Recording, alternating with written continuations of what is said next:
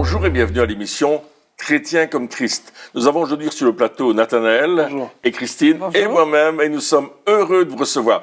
On va aborder un sujet très intéressant qui est la résurrection des morts. Waouh! Ça, c'est quelque chose de fort, hein? Et bien sûr, on va parler là-dessus parce qu'on aimerait vous enseigner ce que la Bible dit par rapport à cela pour que notre foi soit fondée sur la parole de Dieu. Alors Christine, je te laisse la parole. Eh bien, on va d'abord lire un verset donc dans l'Évangile de Jean, chapitre 5, où Jésus disait « Ne vous étonnez pas de cela, car l'heure vient où tous ceux qui sont dans leur sépulcre entendront sa voix et sortiront. Ceux qui ont fait le bien ressusciteront pour la vie, et ceux qui ont fait le mal ressusciteront pour être condamnés. » Et ce passage nous montre que après la mort, il y a quelque chose. Il y aura une résurrection. Ouais, donc ça veut dire que voilà, tous ceux qui sont morts aujourd'hui, un jour, il y aura quelque chose qui va se passer et qui va faire que, eh bien, ils vont revenir. Et c'est pas seulement ça, mais aussi il y aura une espèce de jugement qui sera fait, si je comprends bien le passage. Oui, tout à fait. Un certain pour la vie et d'autres pour être condamnés. Alors c'est exactement ce qui va se passer selon ce que Jésus nous enseigne dans les évangiles.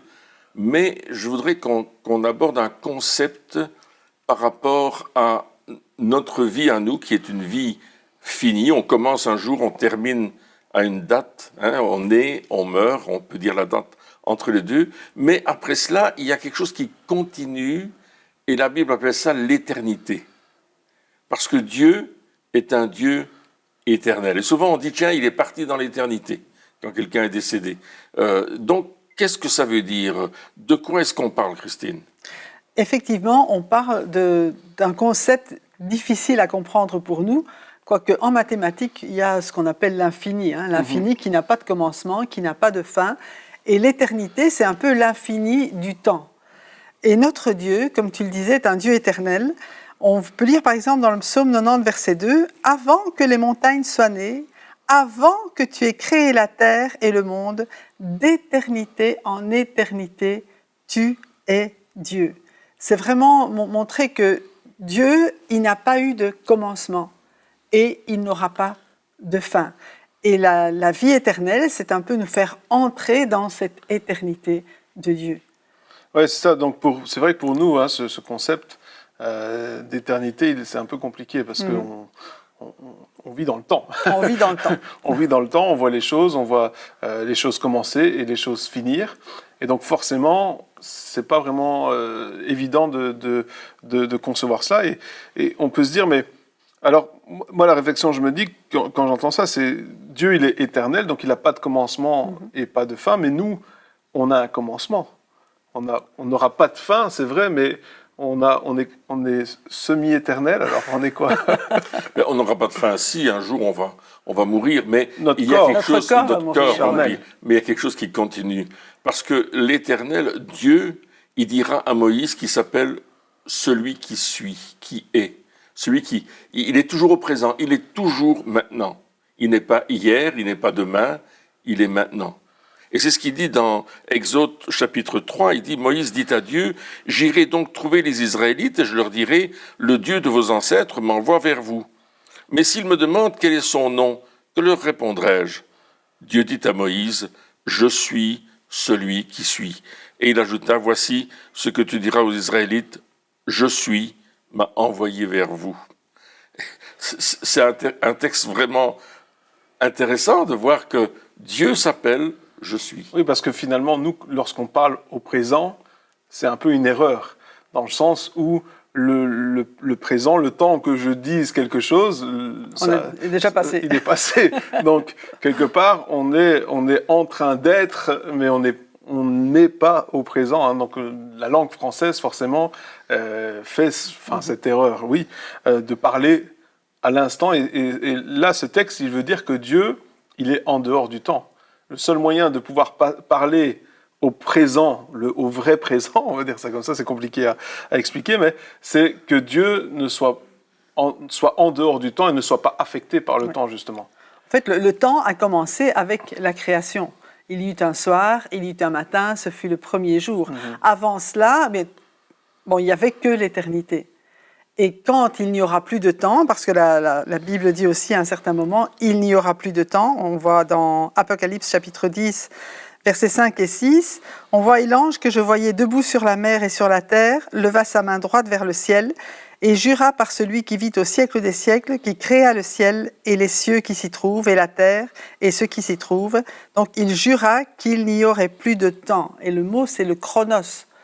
Donc à un certain moment, il y aura plus, le temps n'existera plus. Quand nous aussi, on sera dans cette éternité, dans ce toujours présent. La question qu'il faut se poser, mais c'est qu'est-ce que ça fait pour nos vies? Qu'est-ce que ça veut dire pour nous? Qu'est-ce que ça change finalement de savoir qu'il y a une éternité ou pas? Ça change déjà de savoir que notre vie n'est pas limitée à ce que nous vivons ici sur Terre. Et ça, Dieu l'a mis dans le cœur de tout homme. Dans Ecclésiaste chapitre 3, 11, on voit que Dieu fait toutes choses belles au bon moment, au moment voulu. Il a même mis dans leur cœur la pensée de l'éternité, même si l'homme ne peut pas comprendre l'œuvre que Dieu accomplit du début à la fin. Et ça, on peut dire, mais ici, on vit et on vit pour le présent, vivons le temps présent, après, il n'y aura plus rien. Mais dans le fond du cœur de chacun, il y a cette pensée de l'éternité. Il y a soit cette aspiration à vivre de plus en plus, ou de plus en plus longtemps, soit la peur aussi de ce qui peut se passer après. Mais chacun a en soi la notion que c'est pas fini, que tout n'arrête pas à la mort. Et ça, c'est Dieu qui l'a mis dans leur cœur, dans nos cœurs. Donc ça veut dire que tout ce que je vais faire va avoir des conséquences, même après ma mort finalement. Oui. Et nous, en tant que chrétiens, bien sûr, on a parlé du salut, du fait d'accepter Jésus, etc. Donc on sait qu'il y a la vie éternelle, on sait que ces choses-là, mais ça va aussi plus loin. C'est pas juste l'important, c'est pas simplement d'être sauvé, mais ça veut dire aussi que ce que je fais comme œuvre en tant que chrétien aura aussi des conséquences dans l'éternité. Oui, il est dit que nos œuvres nous suivent. C'est ce que la Bible dit, qu'à un certain moment, les œuvres qu'on a fait ici vont nous suivre, parce que c'est notre identité, c'est qui nous sommes, ce que nous avons fait, pourquoi nous l'avons fait, quelles étaient nos motivations, pourquoi je l'ai fait, est-ce que je l'ai fait parce que j'aimais Dieu, ou est-ce que je l'ai fait simplement parce que moi je m'aimais moi-même? Quelles étaient les raisons pour lesquelles j'ai agi sur cette terre? Donc l'éternité, ce n'est pas à un certain moment, il n'y a plus rien, c'est pas le néant, c'est pas le nihilisme, comme disait Nietzsche, mais c'est vraiment quelque chose qui continue et dans lequel je rentre dans une autre dimension, qui est la dimension de Dieu. Jésus va dire un texte qu'on trouve dans l'Apocalypse au chapitre 1 et au verset 8, il dit « Je suis l'alpha et l'oméga, dit le Seigneur, celui qui est, qui était et qui vient, le Tout-Puissant. » Et là, il est en train de dire « Voyez, moi je contrôle le temps, je suis le Tout-Puissant.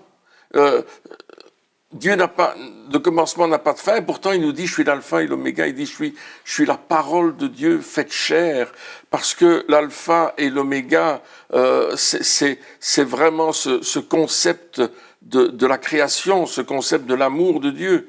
Et Dieu est dans toute la création. Et tout ce qu'on va faire, tout ce qu'on va entreprendre, tout ce qu'on va dire sur cette terre, parce que je suis en Jésus-Christ, ça va me suivre dans l'éternité, dans celui qui est le Tout-Puissant. Et il va voir cela. Et il y a un texte qui dit, il est réservé aux hommes de mourir une fois, puis vient après le jugement. Waouh! C'est quand même quelque chose. Il y a quelque chose qui se passe. Dès que je meurs, vient le jugement. Donc il y a des conséquences. Absolument. À mes actes. Et bien sûr, alors, encore une fois, je reprends, en tant que chrétien, on peut se dire, eh bien, j'ai accepté Jésus dans mon cœur, je suis sauvé. Finalement, le plus important, le but de ma vie est de ne pas perdre mon salut. Certains peuvent raisonner comme ça. Et puis, après, on se dit, ben voilà, même s'il y a un passage qui dit qu'ils passeront comme au travers du feu, mais qu'ils seront sauvés quand même, on se dit, ouais, de toute façon... mais ici, il est quand même dit qu'il y aura un jour où on va être jugé selon ce qu'on a fait ou pas fait. Et bien sûr, toutes les excuses qu'on peut trouver en disant oui, mais si j'ai pas fait ça, c'est à cause d'un tel, ou si j'ai fait ça, c'est parce qu'on a été influencé, etc. Mais lorsqu'on va se retrouver devant Dieu, toutes ces excuses-là vont disparaître parce que nous serons responsables de nos actes. Et je pense que l'éternité doit aussi nous faire comprendre que on est responsable de nos actes ou de ce qu'on fait et de ce que on ne fait pas. Et la responsabilité aujourd'hui, c'est un concept aussi qui disparaît petit à petit. C'est-à-dire qu'on trouve toujours quelqu'un d'autre de responsable. On trouve toujours, voilà, c'est pas moi, j'aurais dû, mais je l'ai pas fait parce que... Et on a des excuses, on a plein d'excuses. Mais lorsque on parle d'éternité, lorsqu'on parle de jugement, moi, quand j'imagine ça, je me dis, ah oui, je vais me retrouver devant Dieu tout seul. Absolument. Et là, à ce moment-là, tout ce que je pourrais mettre et que je peux peut-être faire, donner des bonnes excuses ou être très éloquent devant les hommes, mais devant Dieu, ça passe pas. Il nous connaît vraiment. Et donc, nous avons des responsabilités et les choix que nous faisons aujourd'hui ont des conséquences et auront des conséquences éternelles, peu importe ce qui se passe et peu importe ce qu'on trouve comme excuse. Oui. Et même les choix qu'on fait aujourd'hui ont des conséquences terrestres, ont des conséquences sur notre vie de tous les jours, ont des conséquences sur notre famille, sur nos enfants et dans les générations qui viennent. Les choix que je fais aujourd'hui vont avoir un impact dans les générations futures. Et on le voit dans l'histoire des patriarches. Hein. Les choix qu'ils vont faire vont toujours avoir un impact. Je pense à Joseph qu'on a vendu comme esclave. Et puis, l'impact, c'est que des années plus tard, grâce à Joseph qui était devenu le second pharaon, le peuple a pu être délivré de la famine et ils ont pu venir s'installer à Goshen en Égypte. Donc il y a vraiment des conséquences qui sont là. Mais maintenant, les gens qui ont fait des mauvaises choses il y a des choses qui se répercutent dans la vie. Ouais. Et seul Jésus va pouvoir nous délivrer de nos mauvais choix.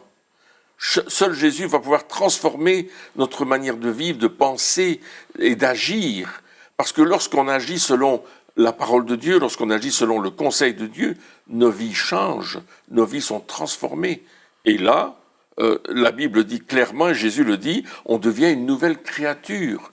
Il y a vraiment une coupure avec les choses qui étaient avant pour vivre des choses qui sont présentes. Ouais. C'est ça la conversion. Je me repens de mon attitude passée pour rentrer dans une autre attitude dont Dieu va me donner la force d'agir. Et là, mes actes vont être conduits par la parole de Dieu, par la prière, par le Saint-Esprit, par la communion fraternelle dans l'Église. Tous mes actes vont être conduits par cette nouvelle relation, ce nouveau type de vie. Et c'est pourquoi, petite parenthèse, je dirais que la communion fraternelle, l'Église locale, est importante. Mais c'est pourquoi aussi l'étude de la parole de Dieu est importante. Plus je vais me coller à la parole, plus je vais ressembler à cette parole. Plus je vais ressembler à ce qu'elle est, plus je vais l'aimer. Et je vais grandir dans une autre dimension, qui est la dimension de Dieu. Et la dimension de Dieu, c'est une dimension d'éternité.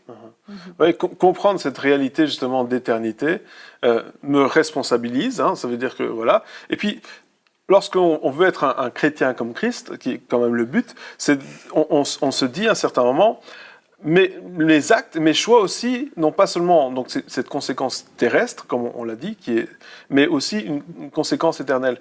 Ça veut dire aussi que, quelque part, comme Dieu est en dehors du temps, lorsqu'on réfléchit à l'éternité, nos actes sont en dehors du temps aussi, dans le sens où on n'a plus peur. Des fois, ça nous coûte les actes qu'on fait pour Dieu, les obéissances, etc. Dans le temps présent, ça nous coûte sur cette terre, ça nous coûte des sacrifices, etc. Mais on n'est plus juste lié à cela parce qu'on sort du temps aussi par les conséquences de nos actes. Enfin, je ne sais pas si c'est très clair, mais... Pas tout à fait très, mais... Par exemple, si par exemple, on me dit n'annonce pas l'évangile, tu vas te faire tuer. Moi, je le fais, je me fais tuer. Mais ce n'est pas grave parce que la personne a accepté Jésus et dans l'éternité, ça a une conséquence. Oui, tout à fait. Et donc, mes actes sortent du temps, sortent du temps et ont une conséquence dans l'éternité. Et je pense que un chrétien qui veut être comme Christ doit réaliser les conséquences de l'éternité, doit réaliser que finalement, les choses que l'on fait ou pas, Ont une portée éternelle. ils ont une portée éternelle, et donc c'est vraiment ça l'important. Tout à fait. Pas de se faire tuer, c'est pas le but. Hein. C'était un petit peu extrême. Mais... Non, mais c'est en fait porter du fruit pour le royaume de Dieu. C'est chercher le royaume de Dieu et sa justice. C'est savoir que quand Jésus revient, il va pouvoir récolter ce fruit aussi qu'on a porté. C'est savoir, comme tu dis, que si on amène quelqu'un au Seigneur, on va le retrouver pour l'éternité. Ouais. C'est pas seulement pour ici-bas. Donc oui, on parlera aussi de cela, hein, de chaque acte qu'on pose qui a une répercussion, qui a une conséquence, et on verra qu'il y a aussi des récompenses par rapport à ce que nous faisons ici sur la terre. Si nous souffrons ici pour Jésus et que nous acceptons ses sacrifices, bon, on sait qu'il y aura une rémunération.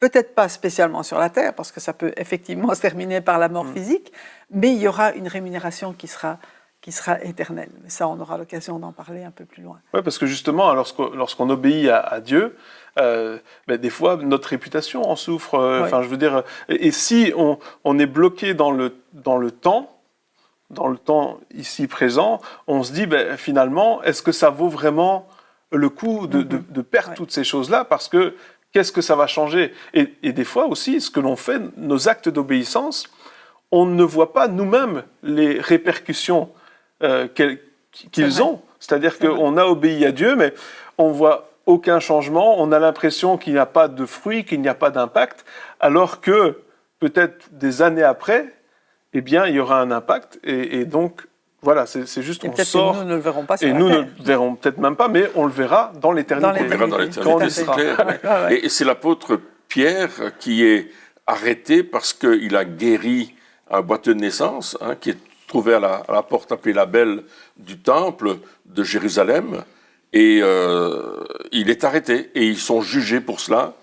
Et puis Pierre va dire qu'il vaut mieux obéir à Dieu plutôt qu'aux hommes. C'est-à-dire que Pierre a pris délibérément le choix de dire « je vais obéir à Dieu ». Et plus tard, l'apôtre Paul, quand il va devenir Paul, qui ne sera plus Saul de Tarse, le persécuteur, mais qui deviendra Paul l'évangéliste, l'apôtre qui va toucher les païens, eh bien, à un certain moment, Paul va être lapidé parce qu'il a annoncé l'évangile. Et on va le tuer, parce que le lapidage, c'est on te casse les jambes, on te couvre de cailloux, de coups, c'est terrible. C'est jusqu'à un moment, à mort. Oui, jusqu'à la mort. Ouais. Et là, les disciples entourent, et qu'est-ce qui se passe? Paul se relève. Et il rentre dans la ville pour annoncer l'évangile. Ouais. Il a fait un choix délibéré. Et on a d'autres exemples dans l'histoire, hein, comme le Sadhu Sundar Singh, par exemple, qui lui avait été enfermé dans un puits, et puis qui miraculeusement est sorti du puits, quelqu'un est venu le délivrer, alors que c'était seulement le chef du village qui avait la clé de cet endroit-là. Évidemment, les gens ont dit, mais qu'est-ce qui se passe avec lui? Qui est-il? Il avait obéi à Dieu, il a prêché l'évangile. Et on peut voir des tas d'exemples comme ça de personnes qui ont accepté à un certain moment le sacrifice de leur vie pour obéir à Dieu, parce qu'ils ont compris qu'il n'était que de passage sur cette terre, mais qu'il y avait un futur éternel dans lequel on allait aller et rencontrer Dieu. Ouais, c'est quand justement cette réalité de l'éternité a plus d'importance dans nos vies, a une priorité quelque part sur la réalité du temps terrestre. Et ce qui se passe à ce moment-là, c'est que ce genre de personnes, ils n'ont rien à perdre. C'est vrai. Et donc, ils sont extrêmement dangereux pour le diable et extrêmement efficaces pour Dieu. Parce que justement, lorsque on peut penser que ce concept d'éternité n'est pas important, le fait de comprendre qu'on est éternel, finalement, c'est juste, bon, oui, je le sais, non. Mais lorsqu'on croit, et lorsqu'on croit, lorsqu'on sait, lorsqu'on connaît l'impact que ça va avoir, à ce moment-là, ça change littéralement notre manière de voir les choses. Parce que, le temps, quelque part, n'a plus d'emprise ou beaucoup moins d'emprise sur notre manière de voir les choses. Alors évidemment, sur notre corps, le temps, il aura toujours une emprise. Il se marque. Mais en tout cas, sur notre esprit, sur notre façon de faire et d'agir, le temps qui finalement c'est quoi le temps? Parce qu'on est tous soumis au concept du temps. Alors, Oui. il y a la technologie aujourd'hui qui essaye de repousser les limites de toute chose, mais le temps, il n'y a personne qui peut le battre. C'est On vrai. ne peut pas le battre. Alors que lorsque on est avec Dieu et qu'on sait qu'on est éternel et qu'il y aura justement cette éternité après la mort, eh bien, on peut dire, moi, je vais faire des choses qui vont avoir un impact qui ira bien plus loin que juste cet impact sur la terre. Et on remarque qu'on a souvent cette réflexion des gens qui disent on a la montre, mais on n'a pas le temps. Ouais, c'est vrai. Et je trouve qu'on a plein d'objets aujourd'hui, comme les lave-vaisselle, comme les fours à micro-ondes, et des choses, les maisons qui sont branchées électroniquement sur votre smartphone, etc. Et malgré ça, on n'a pas le temps. Ouais. On n'a pas le temps de se voir, on n'a pas le temps de parler, on n'a pas le temps d'être ensemble. Et pourtant, Dieu dit qu'il a mis dans le cœur de l'homme la pensée de l'éternité. Ouais. Et on a donc ce concept en nous de savoir qu'il y a autre chose que notre temps chronos, horloge, montre, même si c'est votre montre branchée Connecté, sur ouais. votre iPhone ou je sais tout quoi, hein, ou tout ce que vous voulez. Mais, et aïe aïe aïe, parfois ça va mal. Mais malgré cela, Dieu nous dit, attention, il y a autre chose, il y a mon temps à moi. Il y a le temps de Dieu. Et quand le texte de l'Apocalypse que tu as lu en disant qu'il n'y aura plus de temps, chronos, parce que nous serons dans le temps kairos de Dieu. Le temps de Dieu, le temps que Dieu, dans lequel il est. Et en fait, il est hors du temps. Ouais. Donc, c'est pour ça que c'est difficile de difficile à parler du comprendre, temps, du chronos et du kairos, etc. quoi, hein. Oui, c'est vrai, mais comme tu disais, le plus important, et la Bible est pleine de références justement à l'éternité. Et même, on peut lire par exemple une parabole que Jésus a donnée dans Luc chapitre 16, à partir du verset 19. Il dit « Il y avait un homme riche qui s'habillait de pourpre et de fin lin et qui chaque jour menait joyeuse et brillante vie. Un pauvre du nom de Lazare était couché devant son portail, couvert d'ulcères. Il aurait bien voulu se rassasier des miettes qui tombaient de la table du riche, cependant même les chiens venaient lécher ses ulcères. Le pauvre mourut et fut porté par les anges auprès d'Abraham. Le riche mourut aussi et fut enterré.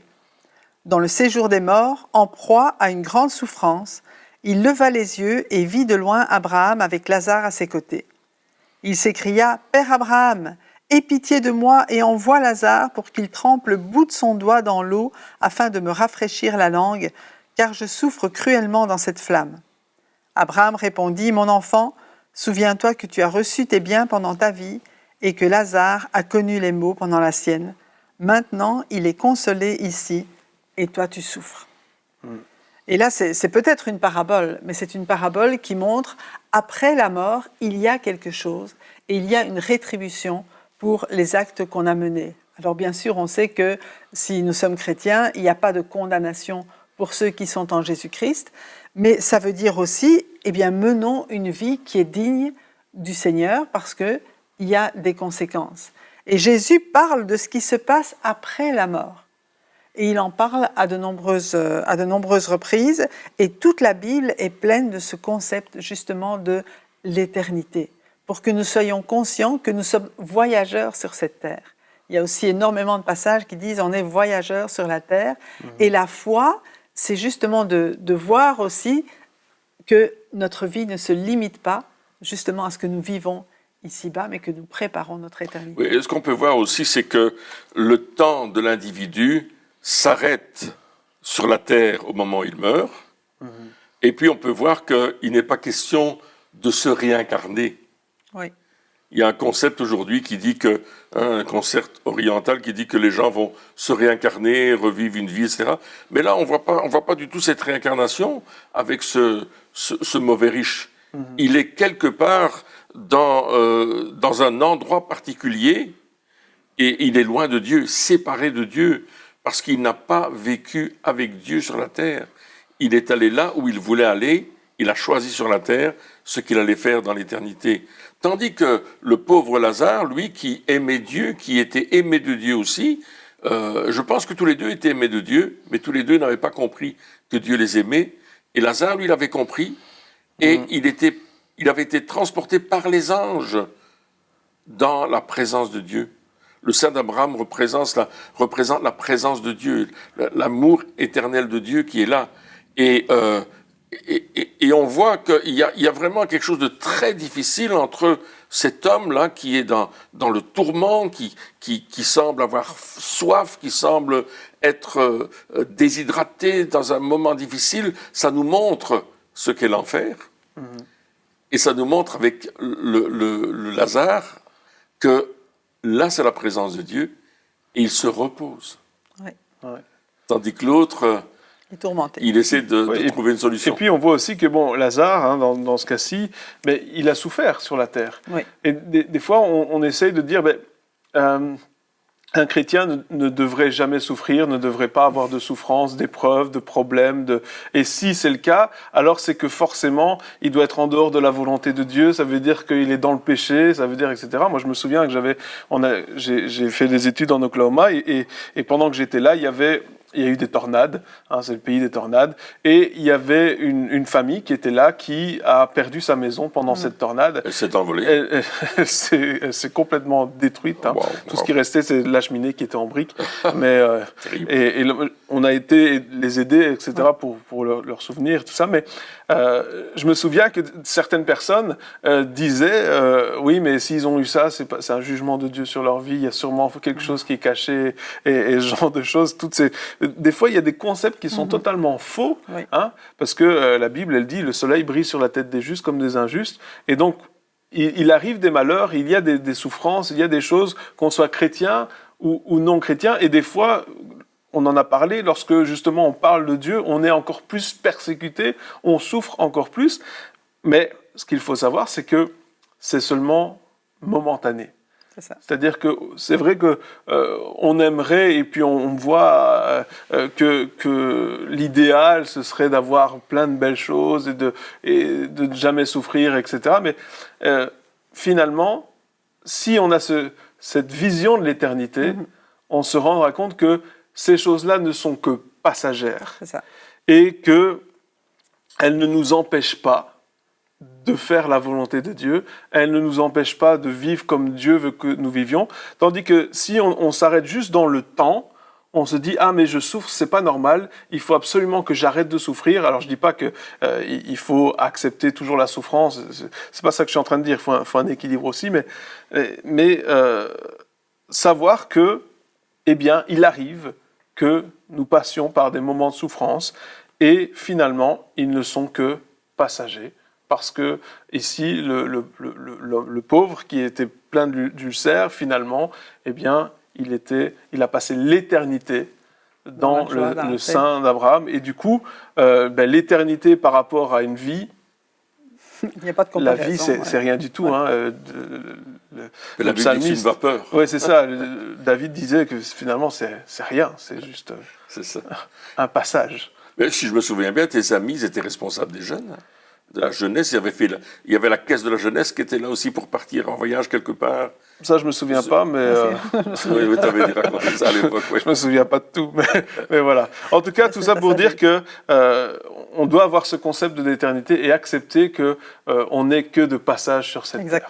Eh bien, chers amis, merci de nous avoir suivis pour cette émission et on se retrouve très bientôt pour la suite. Au revoir.